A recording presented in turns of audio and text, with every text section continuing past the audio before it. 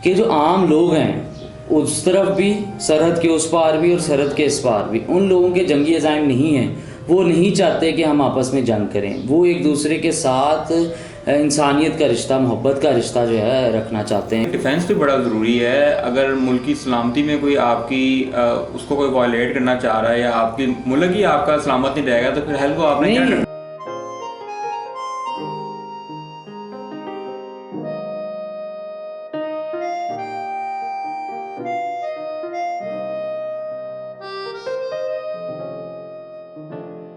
India में तो यार अपना हालात बहुत ज़्यादा ख़राब हो चुके हैं। ऑक्सीजन जो है मिल नहीं रही, सड़कों पे लोग मर रहे हैं, तो बड़े बुरे हालात हो गए हैं। अल्लाह करे कि आने वाले दिनों में सूरत हाल बेहतर हो जाए। बेशक बड़े दर्दनाक हालात हैं, मतलब देख के दुख होता है कि हम ख़ासकर जो डेवलपिंग कंट्रीज़ हैं और जो पूरी दुनिया है इवन, उसने जो इन्वेस्टमेंट की है अपनी रिसोर्सेज की, वो बिल्कुल गलत जगह पे की है। जो उनकी प्रायोरिटी होनी चाहिए थी वो सेहत होनी चाहिए थी, वो बजाय के सेहत होने के वो जंग और ये मिसाइल और टैंक है। तो ये बड़ी अफसरदगी की बात है, हमें अब रिविज़िट करनी चाहिए ये चीज़ें ख़ास तौर पर।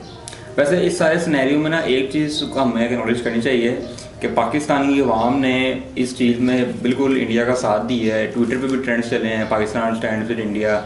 इवन टीडी फाउंडेशन है, उन्होंने भी ऑफर भी किया कि हम यहाँ से एम्बुलेंसेस भेजें विद ऑक्सीजन सिलेंडर्स। ये इस चीज़ को वैसे 100% यही, जब इससे ये अखज़ ये होता है पॉइंट कि जो आम लोग हैं उस तरफ भी, सरहद के उस पार भी और सरहद के इस पार भी, उन लोगों के जंगी अज़ाइम नहीं हैं। वो नहीं चाहते कि हम आपस में जंग करें। वो एक दूसरे के साथ इंसानियत का रिश्ता, मोहब्बत का रिश्ता जो है रखना चाहते हैं, क्योंकि उधर भी खून उतना ही मुकद्दम है जितना सरहद के इस पार।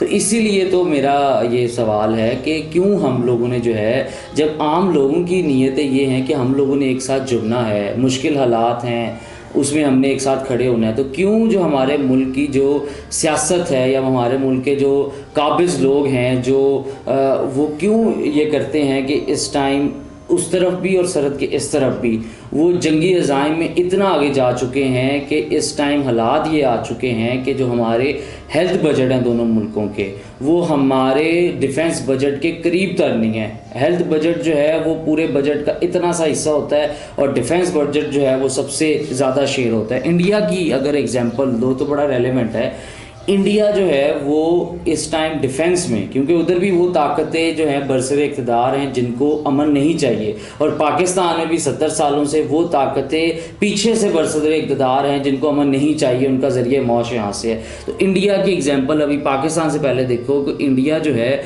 वो इस टाइम दुनिया में चौथा बड़ा डिफेंस इन्वेस्टर बन चुका है, जो अपनी आर्सनल में एम्यूनेशन इकट्ठी करता जा रहा है। और इस टाइम अगर हम देखें तो कोरोना पेंडेमिक में भी 2020 के बजट में भी इंडिया ने जो अपना बजट है उसको 60 बिलियन डॉलर कर लिया, और उस तरफ हेल्थ का बजट जो था वो उससे 5 गुना कम था, सिर्फ 7 बिलियन डॉलर। तो हमें ये देखना चाहिए कि क्यों हम जो डेवलपिंग कंट्रीज़ हैं वो और जो बड़ी कंट्रीज़ भी हैं वो क्यों सिर्फ और सिर्फ जो है वो डिफेंस की तरफ आगे जाती जा रही हैं। अब मैं तो यही कहूँगा कि दुनिया ने, वर्ल्ड ने जो है वो इन्वेस्ट किया है बिल्कुल एक गलत जंग के पीछे। जंग हमारी किसी और चीज़ों के साथ थी, बीमारियों के साथ थी, गुर्बत के साथ थी। हमने आपसी वसाइल, आपसी ताकतों पे काबिज़ रहने के लिए चंद नासिर ने, चाहे वो भारत में हैं, चाहे वो पाकिस्तान में हैं, चाहे वो दूसरे खित्तों में हैं, उन्होंने ये जंगी अज़ाइम को जो है वो तूल बख्शी। और ये देखो आम आवाम तो जंग और इस तरह की चीज़ें नहीं चाहती, उनको तो नहीं है पसंद।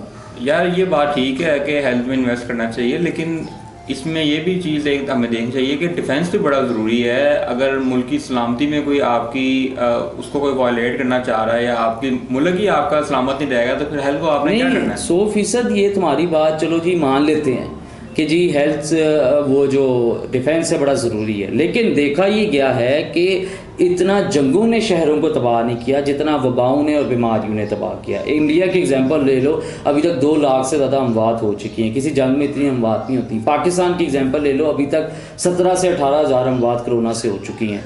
तो बात ये है कि जो वबाएँ होती हैं, असल जंग तो आजकल ये हैं, हमें हमारी ये तो तैयारी थी कि अगर भारत हमला कर देगा तो हमारे पास अल खालिद टैंक होंगे या इंडिया के पास राफेल तैयारे की खेप मंगवा रहा होगा। लेकिन क्या हमारी ये तैयारी थी कि हम लोग इस कोरोना जैसी वबा से जो बेसिक पूरी इंसानियत को तबाह कर बैठी है उसके ख़िलाफ़ जंग की तैयारी थी?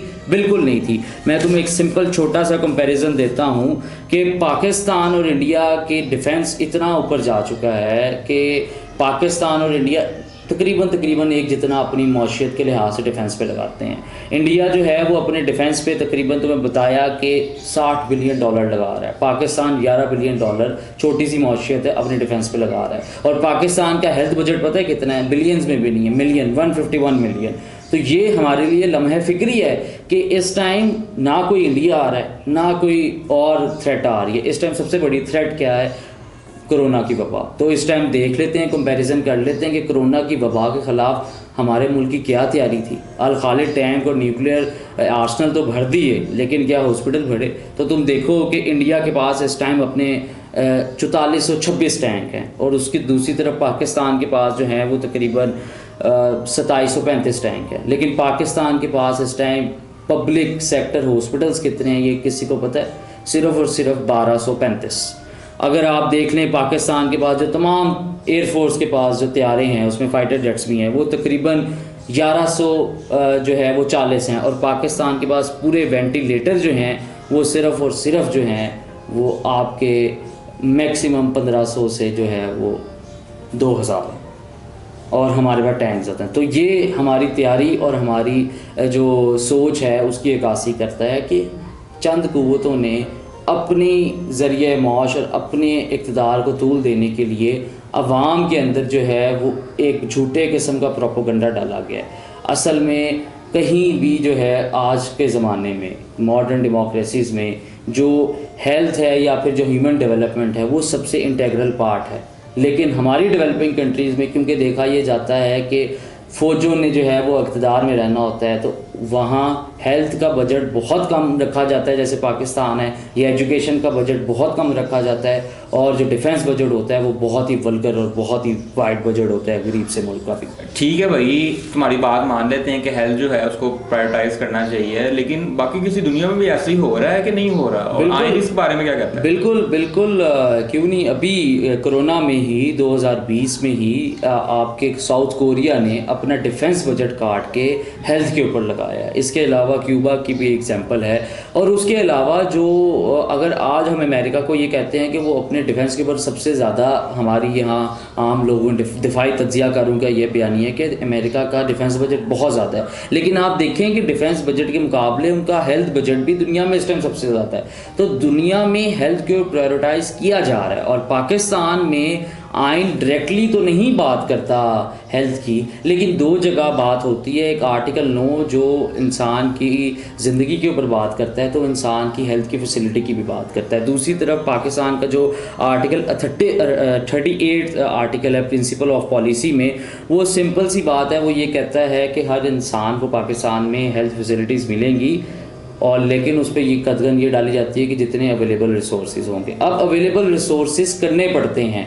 डिफेंस बजट काट के हेल्थ बजट को जब हम अपने एजेंडे पे मेन रखेंगे तो हमारा आइन इस बात को कहता है कि लोगों को, आम शहरियों को हेल्थ दो। और दूसरा, पाकिस्तान UN की ह्यूमन राइट डिक्लेरेशन का जो है वो सिग्नेटरी है, तो उसमें सिंपल हेल्थ को जो है वो फंडामेंटल राइट कहा गया है। हर शहरी की हेल्थ जो है वो फंडामेंटल राइट है और ये कहा गया है कि हाईएस्ट अटेनेबल स्टैंडर्ड जो हैं वो हर शहरी को जो है वो प्रोवाइड किए जाएं हेल्थ के हवाले से।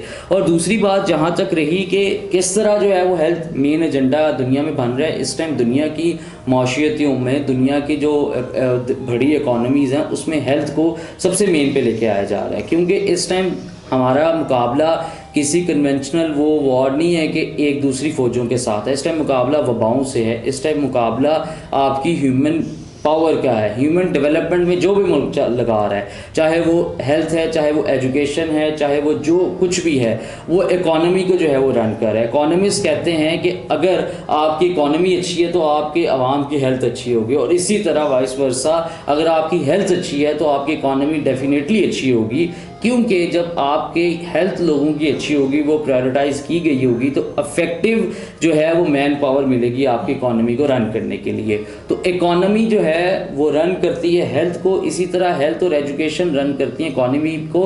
जो सिंपल पाइल अप करी जाए वेपन आर्सनल, अगर पीछे हमारे पास कोई हेल्दी लोग ही नहीं, सिटीजन्स ही नहीं होंगे या फिर अवेयर सिटीजन ही नहीं होंगे, तो वहाँ जो है वहाँ कोरोना भी इस तरह फैलता रहेगा, वहाँ दुश्मन भी जो है वो फ़ायदा उठाता रहेगा। और सिर्फ एक वेपन्स होने से कभी भी हम दुनिया का मुकाबला नहीं कर सकते। इस दुनिया का, इस दुनिया में अगर चाहिए हम डेवलपिंग कंट्रीज़ को जिन्होंने जो है वो गन्स को लिया बजाय के बटर को लेने के, उनको अब चाहिए कि अपनी ह्यूमन डेवलपमेंट के ऊपर जो है उसको प्रायोरिटाइज करके इंसानों के ऊपर इन्वेस्ट करना शुरू करें। जब वो इंसानों पे इन्वेस्ट करेंगे तो दुनिया में वैसे ही वो अजीम ताकत बन जाएंगे।